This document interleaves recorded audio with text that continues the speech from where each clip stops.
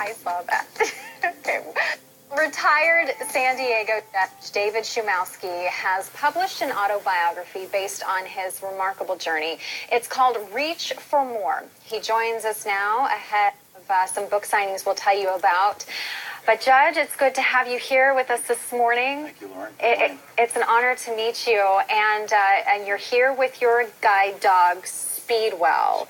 So we want to give him credit too for people that see, but you are such a well-known judge in San Diego, and you've now released this book, Reach for More, a journey from loss to love and fulfillment. And you really talk about being in the Vietnam War, having lost your sight, and then your amazing, remarkable career to a Superior Court judge.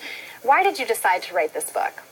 Well, first of all, I thought that I had a story that might be inspirational to others who have met with some sort of a tragedy or something in life that has turned them into a situation where their hope was challenged. And I thought that if my story got out there and they saw the success that I had from having perseverance and opportunity and faith in both God and the support of family and friends, that the challenge could be met, and I hope that somebody would take benefit from that. Yeah, you mentioned faith, which is funny because I know that after a time in coming back from Vietnam, you talked in your book about really a struggle that you had coming back from the war, and you called it taking a break from God for a little bit. Because tell us a little bit about that journey and how you found your way back. Well, I didn't want to sugarcoat anything when I knew I was going to write this story. There were times during this journey, a period of 3 years of wasted time, where I sort of thought God had abandoned me, and it took some struggle, it took some self-realization, and it finally took the support of others around me to show me that God had a purpose for me. He allowed me to live through the battle that I was in, and that there must have been a reason for it. And that's when I started to think that maybe God didn't leave me, maybe I left him, and I should go back and find him. And so then you decided to go to law school, you became an attorney, and obviously that must have been even more so challenging, just given the fact that you couldn't read a lot of the reading material that a law student has to go through in order to be successful. That's correct. At that time in the early 70s, I got a lot of materials on reel-to-reel tape recorders with tapes for books that were already read in advance. I also used cassette recorders. I hired other law students who were taking the same classes with me and paid them to be a reader. So it was a different way to approach it than normal, and this was way before computers.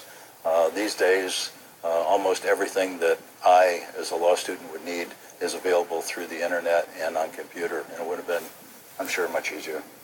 Wow, I mean, it's just remarkable to go through that and not let anything stop you. Do you think, having gone through that experience and then being on the bench, did that allow you to judge in a different way from the bench? How did that shape your job and your career?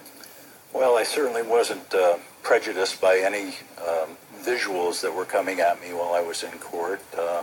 And there certainly were defendants in the criminal courts where I worked where their image certainly could have made a difference on how somebody might think about them. But I tried to set that aside and just take every case individually, and I think I gave everybody a fair shake in learning whatever I needed to know about that case before I made a decision. We can see the cover of your book, which is a silhouette of you with a guide dog. I have friends, a couple, husband and wife with 2 kids that are both blind, and I know the importance of a guide dog to individuals without sight. And you talk specifically about the importance of guide dogs and how they've shaped your life. Why was that so important for you to portray in your book? Well, I've had dogs for 50 years now, and I'm a guy that likes to get where he's going in a hurry. So I was trained with a cane, and a cane is good in certain situations, but I wanted to do things on a faster pace. The dog was a great social icebreaker for me. I was single when I came out of Vietnam, and for several years before I met my wife, Janice. My first dog was kind of a way to meet people and make things a little easier for me in life. Yeah, and Speedwell is just a joy. So, Yeah, he's a good guy. Good guide, a good team partnership right here. Absolutely. Along with your wife. Judge, thank you so much for joining us this morning. And I know there's a couple of book signings coming up, so we want to let people know about that, right? Sure. We have one on Saturday at 10 o'clock at the Wynn Room, which is in the Coronado Library. And I will be at Warwick's in La Jolla on the 19th, which is a Sunday, for a signing only. I will be talking in Coronado, but I'll only be signing up in La Jolla on the 19th. And the book is in progress right now to be made into an Audible book, so Fantastic. That should be up by the end of the month. Fantastic. Well, thank you so much for for all that having you've me. done in serving and in being here this morning. We appreciate it. Okay, thank you. Thank you, Judge Szumowski. Thank you. We'll be right back. 7:55. Much more coming up.